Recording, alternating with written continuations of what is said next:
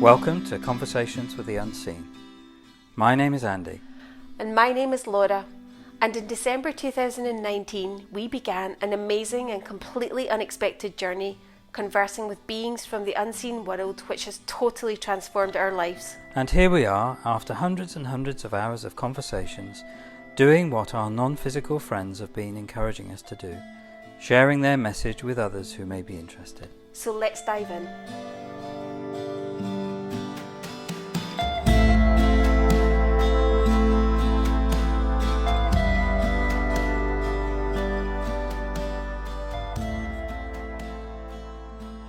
Hello, dear friends. Hello, Mexicans. Thank you for connecting in this way. We are honoured to be invited. It's your podcast. It is a co-creation. And so what would you like to share? We would share a question. And the question is, who or what is responsible for how you feel? And we would invite anyone listening to pause, to go inside, to explore the heart and the mind. It may not be a question that has ever been asked before for many. This could be a new exploration. Who or what is responsible for how you feel? And many would perhaps respond from the mind and say, well, of course, I am responsible for how I feel. And when examining what really happens, there is another perspective. There is a perspective that says, in order to feel how I want to feel, certain aspects of the world of form need to be a certain way. They need to be acceptable. Life in form needs to be a certain way in order to feel peaceful and satisfying. This is apparent in the words and actions of many humans, that they require something of others or of the world of form in order to feel peaceful. And this is an opportunity to raise one's awareness. And the advantage of having a raised awareness around this is that the human self can begin to notice where it is projecting an expectation onto apparent others, that they will meet some kind of standard in some aspect. It is sometimes the case that humans will expect their physical circumstances to be a certain way, their finances, their career or business, their home, whatever aspect it may be. And because of the nature of the world of form and its unpredictability, there can be many reasons that a human can point to as to why it does not feel how it would like to. And this is an opportunity for us to shine a light on what is really happening beyond what seems to be happening for the human self. And beyond the physical, there is, of course, energy.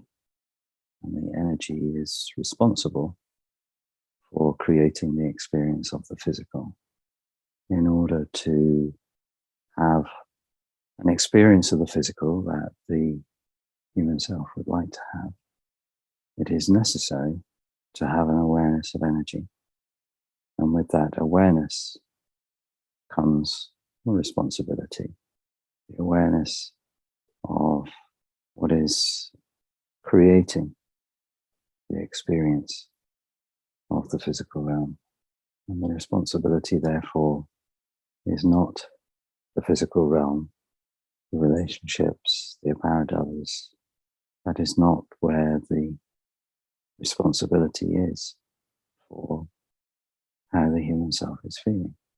What is happening is that the human self is perhaps unknowingly aligning with a series of stories, a series of beliefs about itself and the physical realm. These are the energies, and these energies play out in the physical. And so it is not the physical realm that makes the human self feel any particular way, although it seems like it. It is the human self that is creating the experience at the level of energy, and therefore is in the driving seat, is able to align with a different energy, to be more aware of energy, to be more conscious of what one is choosing, and to have that energy be what creates the physical experience. Not in a way that the human self can control the form, but certainly the awareness of energy and the awareness of what the human self is aligning with as a story, as a belief, the awareness that that is creating what seems to be happening in the illusion of the physical realm is what then puts the human self in a position to consciously create the experience. And there may be questions. How does one begin to make this shift? And we would say the human self is not capable of making this shift, but do not worry. The human self does not have to. The human self merely asks for help. There is an infinite and eternal non-physical you that is always available and always willing to assist the human character when asked. And so ask for guidance, ask for expanded awareness, and the inner being will respond. This is something that this human self has practiced over and over. And it's funny to notice how much of a trickster the ego, the programs, can be at trying to convince the human self, no, it really is that apparent other. It really is that situation.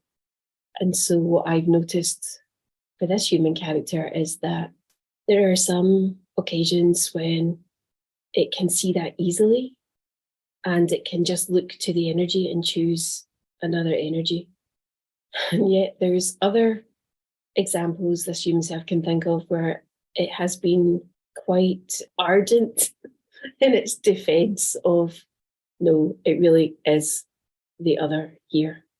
And I'm chuckling because I guess I've practiced this enough times to know that when the human self, when the ego is really defending its position, that tends to be when there is the biggest treasure. And so the bigger the resistance, the bigger the treasure. And of course, there is a perspective that would be there is no big treasure and there is no small treasure, because that would be the human perspective. There is treasure. And it would be easy for the human self to believe that the treasure is having a more agreeable experience of the physical realm, to move from feeling that life in form is challenging in some way, some relationship or physical circumstances that are challenging, to have a raised awareness of energy, to consciously create in the energy the experience of the physical realm that is desired, would be the greatest benefit. And of course, once again, greatest would be a human perspective, as measured by the inner being, which of course never measures. If we consider what was the reason for choosing to have a human experience, there can be many reasons. To have an adventure, to experience contrast, to experience a body and the sensations that a body can provide.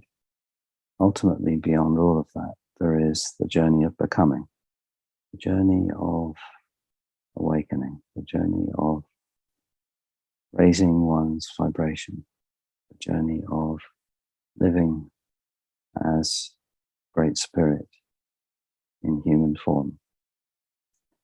That sense of oneness, that sense of connection with all that is, being part of something greater.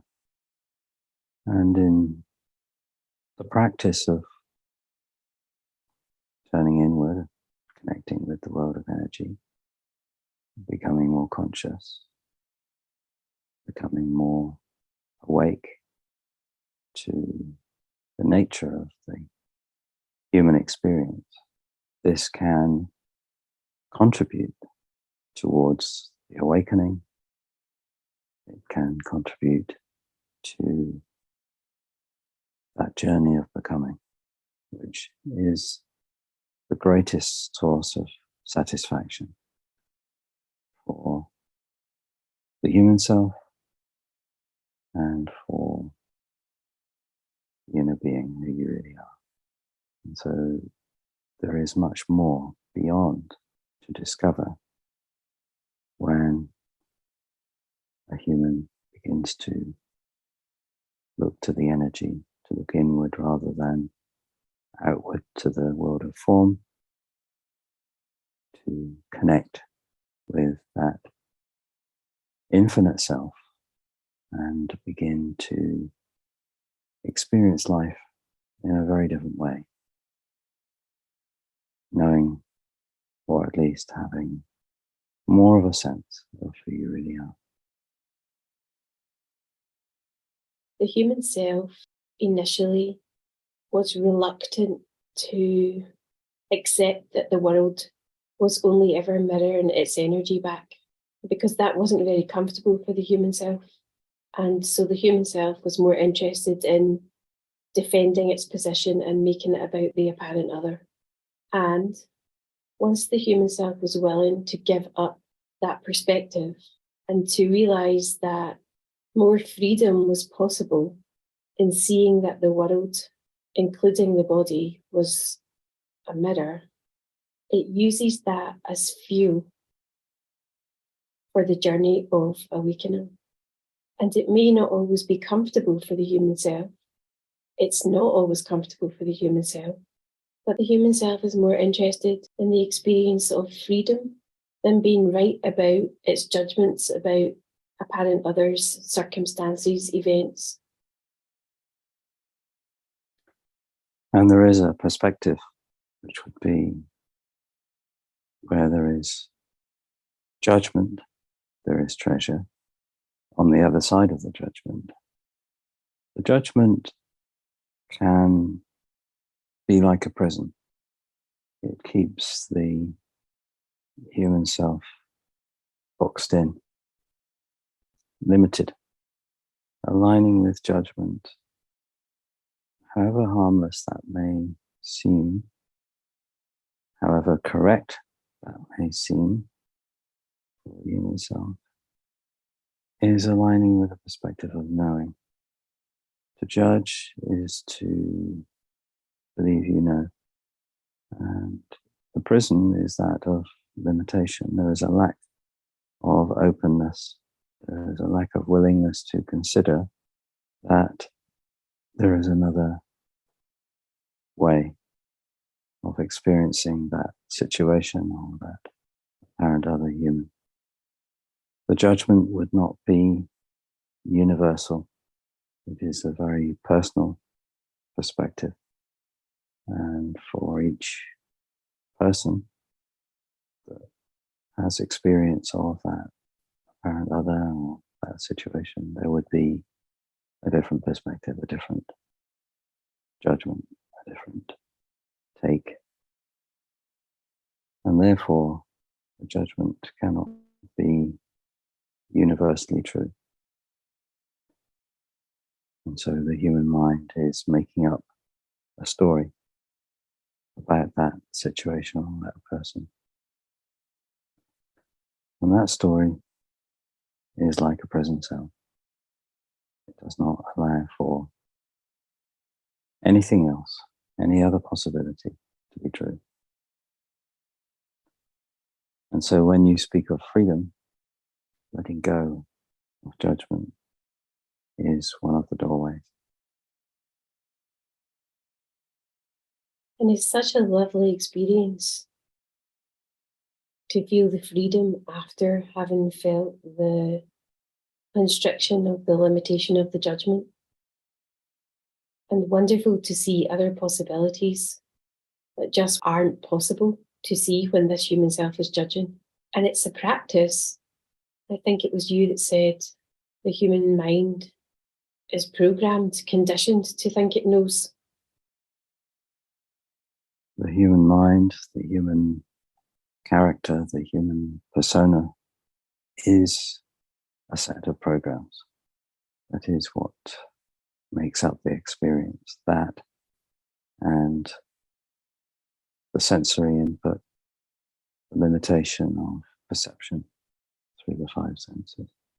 And so that feeling that you describe is similar to being locked in a small, dark prison cell where things seem a certain way.